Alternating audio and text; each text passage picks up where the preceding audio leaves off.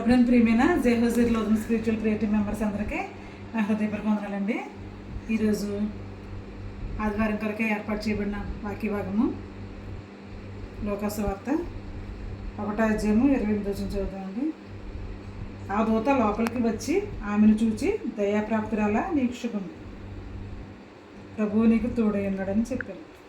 చిన్న ప్రేయర్ చేసుకుందామండి. స్తోత్రం స్తోత్రం స్తోత్రం. పరిశుద్ధుడు పరిశుద్ధుడు పరిశుద్ధుడు, సర్వభూలోకమును సృజించి దానిని నీతితోనూ న్యాయంతోనూ పరిపాలించుచు కొనియాడబడుచున్న మా ఘనమైన యేసయ్య, మీ ఘనమైన పాదములకు లెక్కించడం వందనములు స్తోత్రం ప్రభా.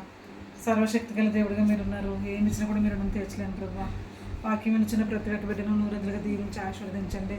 మదర్స్ డే సందర్భంగా నా తండ్రి వేసే వాక్యాన్ని చెప్పబోతుండగా నా తండ్రి పరిశుద్ధ ఆదివారంలో నా తండ్రి వేసే బిడ్డలకి ఏ వాక్య భాగం అయితే అవసరమైందో ఆ వాక్యాన్ని మీరే మాకు అనుగ్రహించి మీరే మహిమ పొందుకుంటారని, మా కొరకు సిలువలో ప్రాణం పెట్టి తిరిగి లేచిన వేసే పరిశుద్ధన ఉన్న మిక్కులు వినయంతో బ్రతిమలాడి వేడుకుంటున్నాం మా పరమ తండ్రి, ఆమేన్. ప్రభువును ప్రియమైన సహోదర సహోదరులారా, మరొకసారి నా హృదయపూర్వక వందనాలు తెలియజేస్తున్నానండి. ఈరోజు మనం మదర్స్ డేని పురస్కరించుకొని ఈ యొక్క ఇంటర్నేషనల్ మదర్స్ డే అనమాట. అంటే తల్లి మన జీవితంలో ఎంత ముఖ్యమైన పాత్ర కలిగి ఉందో మనం ఈరోజు తెలుసుకోబోతున్నామండి. అంటే నా ప్రియమైన సహోదరులారా, ఇక్కడ మరియమ్మ గారు యేసుక్రీస్తు ప్రభు వారి యొక్క తల్లి, ఆమె ఎంతగానో చక్కటి సిద్ధపాటును ఆమె కలిగి ఉందన్నమాట. ఆ రోజుల్లో యేసుక్రీస్తు ప్రభు వారు లేఖనముల ద్వారా ఒక గొప్ప రక్షకుడు లోకంలో పుడతారు, తర్వాత ఆమె కన్యక ద్వారా పుడతారని చెప్పేసి అని లేఖనాలు చెప్తున్నాయండి. యెషయా గ్రంథం కావచ్చు, ఆదికాండం నుంచి ఏమండి మత్తయి సువార్త, ఆదికాండం నుంచి ఇక మొత్తం పాత నిబంధనల అధ్యాయాలన్నీ కూడా ఏదో ఒక చోట యేసుక్రీస్తు ప్రభు వారి యొక్క రాక గురించి ముందుగానే ప్రవచనాలు బయలుపడడం మనం చూస్తాం. అయితే ఈ ప్రవచనాలు చూసి ప్రతి ఒక్క స్త్రీ కూడా, ఆ రోజుల్లో ఉన్న ప్రతి ఒక్క స్త్రీ యవన బిడ్డలందరూ కూడా సిద్ధపాటుని కలిగి ఉన్నారండి. ప్రతి ఒక్కళ్ళు కూడా ఎంతో ఆ దేవుని పట్ల ఎంతో ఆశ కలిగి ఉన్నారు. మా దేవుడు యేసుక్రీస్తు ప్రభు వారు దేవుడిగా నా గర్భంలో పుడతారేమో, నా గర్భంలో పుడతారేమో, నేను మంచిగా ఉంటే నా గర్భంలో పుడతారేమో అని ప్రతి ఒక్కళ్ళు కూడా చాలా చక్కగా ఎదురు చూశారనమాట అండి. అలా ఎదురు చూస్తున్న సందర్భంలో ఒక బెస్ట్ మదర్ ఎవరంటే మరియమ్మ గారు. అయితే నా ప్రియమైన సోదరులారా, మరియమ్మ గారు తన జీవితం అంతా కూడా ఎంతో చాలా చక్కగా తన జీవించడం చూస్తున్నామండి. అయితే నా ప్రియమైన సోదరులారా, ఇక్కడ ఏంటంటే ఆ యొక్క దేవదూత వచ్చి ప్రభువు దగ్గర నుంచి పంపబడింది అనమాట. దేవదూత వచ్చి దయాప్రాప్తురాలా నీకు శుభము, భయపడొద్దు, దయాప్రాప్తురాలా నీకు శుభము, నీవు ధన్యురాలు అంటే ఈ శుభవచనం ఏమిటో అనేసి ఆమె అడుగుతున్నారు అనమాట. మరియమ్మ గారు అడుగుతున్నప్పుడు ఈ దేవదూత మళ్ళీ చెప్తుంది ఏంటంటే, నీవు గర్భం ధరించి ఒక కుమారుని కందువు, ఆయనకి యేసు అని పేరు పెట్టుదు, ఆయన గొప్పవాడే, సర్వోన్నతుని దేవుని కుమారుడు అనుకోండి. ఏమండి, అంత చక్కటి వరాన్ని ఆమె పొందుకుందండి. దయాప్రాప్తురాలా నీకు శుభం, నీవు ధన్యురాలు నా ప్రియమైన సోదరులారా. ఇక్కడ ఎలిజబెత్ భార్య అన్న కూడా చెప్తుంది ఏమనంటే, నా ప్రభు యొక్క తల్లి నా దగ్గరికి వచ్చింది, నీవు స్త్రీలలో ఆశీర్వదింపబడినదాను అని గొప్ప సర్టిఫికేట్ని లేక అన్న కూడా ఇవ్వడం మనం చూస్తాం, ఎలిజబెత్ కూడా ఇవ్వడం మనం చూస్తామండి. ఎలిజబెత్ ఏమని చెప్తుందంటే, నీవు స్త్రీలలో ఆశీర్వదింపబడిన దానివు, నా ప్రభు యొక్క తల్లి నా దగ్గరికి వచ్చినప్పుడు నాకు గర్భంలో ఉన్న యోహాన్ గారు, అప్పటికే ఎలిజబెత్ గారి గర్భంలో ఉన్నప్పుడు ఆ యోహాన్ గారు కూడా గంతులు వేయడం మనం చూస్తామండి. అంటే నా ప్రియమైన సహోదరులారా, ఆమె యొక్క ఎంత ప్రత్యేకతను సంతరించుకుందో చూడండి మరియమ్మ గారు. అంటే అంత ప్రత్యేకమైన పద్ధతిలో ఉంది కనుక తండ్రి అయిన దేవుడు తన మనసంతా కూడా ఈ యొక్క మరియమ్మ గారి మీదే ఉంచడం మనం చూస్తున్నాం. మరియమ్మ గారి మీదే తండ్రి అయిన దేవుడు తన దృష్టి అంతా కూడా కలిగి ఉండడం మనం చూస్తున్నాం. అందుకే ఆ దినాల్లో ఎంతమంది కన్యకలు ఉన్నా కూడా, ఎంతమంది సిద్ధపాటు కలిగి ఉన్నా కూడా, ఎంతమంది ఆశ పెట్టుకుని ఉన్నా కూడా కేవలం ఈ యొక్క మరియమ్మ గారి దగ్గరికి ఆ దేవదూత పంపబడిందండి. ఎంత గొప్ప ఆధిక్యతో చూడండి నా ప్రియమైన సోదరులారా. అంటే మనం కూడా ఏం చేయాలంటే, ఇది మనం ఒక మాదిరిగా మనం తీసుకునే పరిస్థితి మన దగ్గర ఉందండి. ఎందుకంటే మరియమ్మ గారు ఎంత తగ్గింపు స్వభావం లేకపోతే యేసుక్రీస్తు ప్రభు వారు పుడతారండి. లోకానికి రక్షకుడైన యేసుక్రీస్తు ప్రభు వారు పుట్టాలంటే మనం చక్కగా తగ్గించుకునే స్వభావం కలిగి ఉండాలండి. ఏమండి, తగ్గించుకునే స్వభావం కలిగి ఉండాలి, మృదుత్వాన్ని కలిగి ఉండాలి. ప్రతి మాట ప్రతి చర్య కూడా దేవునికి తగినట్టుగా మనం చేయాలండి. మొదట మనం దేవునికి భయపడేవారిగా ఉండాలండి. మనం ఎప్పుడైతే దేవునికి భయపడేవారిగా ఉంటామో ఏ తప్పు పనులు కూడా మనం చేయమండి, ఏ తప్పు మాటలు కూడా మనం మాట్లాడమన్నమాట. అంటే ఇప్పుడు కూడా దేవుని పట్ల మనం ఆశ కలిగి ఉండాలి. ఇక్కడ కీర్తనకారుడు చెప్తున్నాడు 146 దావీదు కీర్తనలో 5వ వచనంలో 146 దావీదు కీర్తన 5వ వచనంలో ఏం చెప్తున్నాడంటే, ఎవరు యెహోవా మీద ఆశ పెట్టుకున్నానో వాడు ధన్యుడు అంటే తెలుసుకున్నారా. యెహోవా మీద ఆశ పెట్టుకున్న వారు ధన్యులంట. ఏమంటే యెహోవా కొరకు ఎదురు చూసేవారు నూతన బలం పొందుకుంటారని లాస్ట్ వీక్ మనం చెప్పుకున్నాం. అయితే ఇక్కడ ఏం చెప్తున్నాడు కీర్తనకారుడు, ఎవరు యెహోవా కొరకు ఎదురు చూస్తారు, ఎవరు యెహోవా మీద ఆశ పెట్టుకుంటారో వాళ్ళు ధన్యులంట నా ప్రియమైన సోదరులారా. అంటే ఇప్పుడు కూడా మనం ఆశ అనేది దేవుని మీద పెట్టుకోవాలండి.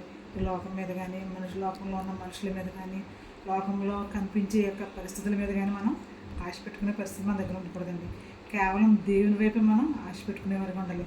దేవుని కొరకే మనం ఎదురు చూసేవారుగా ఉండాలి. దేవుని యొక్క సహాయాన్ని మనం అర్థించేవారుగా ఉండాలండి. మనలో నీకు జ్ఞానం తక్కువగా ఉందా, దేవుని అడుగు. నీకేమైనా బలహీనత ఉందా, దేవుని అడుగు. ఏమన్నా నా ప్రియమైన సోదరులారా, ఆ విధంగానే ఇక్కడ మరియమ్మ గారు దేవుణ్ణి అడిగారండి. దేవుణ్ణి అడిగి గొప్ప లోకరక్షకుడిని తన గర్భంలో ఉద్భవించుకునేలా చేసిందండి. అంటే ఆమె యుగయుగములకు తల్లిగా తను మంచి పేరును సంపాదించుకుంది. నా ప్రియమైన సోదరులారా, మనం ఏం చేయాలంటే ఇప్పుడు కూడా దేవుని మీద మనం ఆశ పెట్టుకునే వారికి ఉండాలి. దేవునికి మనం భయపడేవారికి ఉండాలండి. ఎవరు దేవుని మీద భయభక్తులు కలిగి ఉంటారో వారు ఇలాగో ఆశీర్వదింపబడతారు అని కీర్తనకారుడు రాయడం మనం చూస్తున్నాం. ప్రియమైన సోదరులారా, 128 దావీదు కీర్తనలో కూడా రాయడం మనం చూస్తున్నాం. ఎవరు దేవుని మీద భయభక్తులు కలిగి ఉంటారో వారు ఈ విధంగా ఆశీర్వదింపబడతారు. అంటే మరియమ్మ గారిని ధన్యురాలని పిలిచారు, దయాప్రాప్తురాలని పిలిచారు, తర్వాత భయపడొద్దని పిలిచారు. భయపడొద్దని ఒక అభయాన్ని ఇవ్వడం మనం చూస్తాం. దేవుని దగ్గర నుంచి ఆ యొక్క లేఖ, ఆ యొక్క వార్త, ఆ యొక్క శుభవార్త ఏమండి తనకి రావడం మనం చూస్తున్నాం. ఆ గుడ్ న్యూస్ తనకి రావడం మనం చూస్తున్నాం. అంటే మనం కూడా గొప్ప గుడ్ న్యూస్లు మనం పొందుకోవాలంటే మనం ఏం చేయాలి, చాలా భయభక్తులు కలిగి జీవించాలండి. ఎప్పుడైతే మనం భయభక్తులు కలిగి జీవించామో అప్పుడు తప్పకుండా దేవుడు మనకు కావాల్సిన ఈవులన్నీ కూడా దేవుడు సమకూర్చే వరకు ఉంటారండి. మరియమ్మ గారికి ఏదైతే అవసరం అనుకున్నారో, మరియమ్మ గారు ఏ విషయానికైతే ఎదురు చూసారో అట్టి ఆ ఎదురు చూపులో చూసినప్పుడు తప్పకుండా దేవుని యొక్క కృపను ఆమె పొందుకుంది. నీవు దేవుని వలన కృప పొందుతావు అని దేవతతో చెప్పిందండి. స్వయంగా వచ్చి నీవు ధన్యురాలువు, ఏమండి ధన్యురాలు అని చెప్పింది.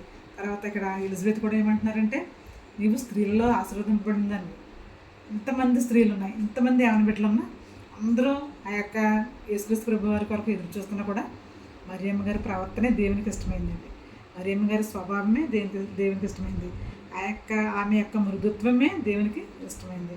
నా ప్రియమైన సోదరులారా, ఆమె ప్రతి ఒక్క విషయంలో కూడా చాలా చక్కగా వ్యాకరించడం మనం చూస్తాం. మరియమ్మ గారు మనం కూడా ఆమెను మాదిరిగా తీసుకోవాలండి. ప్రతి తల్లి కూడా ఆమెను మాదిరిగా తీసుకున్నప్పుడు మనం తప్పకుండా మంచి తల్లిగా మనం ఉండగలుగుతామండి.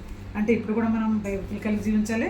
అట్ ద సేమ్ టైం మనం దేవుని పట్ల భయమును భక్తిని కలిగి ఉండాలి. ఎప్పుడు కూడా ప్రార్థనాపూర్వకమైన జీవితాన్ని మనం జీవించేవారిగా ఉండాలండి.